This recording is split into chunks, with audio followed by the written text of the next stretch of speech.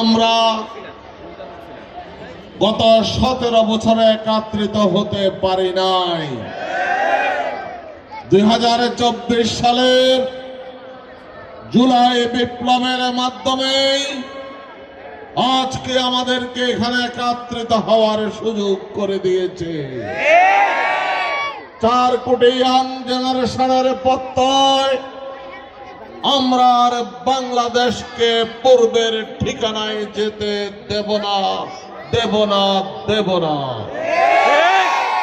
আজকে সেই প্রত্যয়কে ধারণ করে বাংলাদেশে আজকে উচ্চারিত হচ্ছে পরিবর্তন চাই, পরিবর্তন চাই, পরিবর্তন চাই। আজকে সেই ইয়াং জেনারেশন এই প্রত্যয় ব্যক্ত করেছে আগামী নির্বাচনে কোন দখলদার, কোন সন্ত্রাসী, কোন দুর্নীতিবাজকে এই দেশের লোক আর ভোট দিয়ে নির্বাচিত করবে না।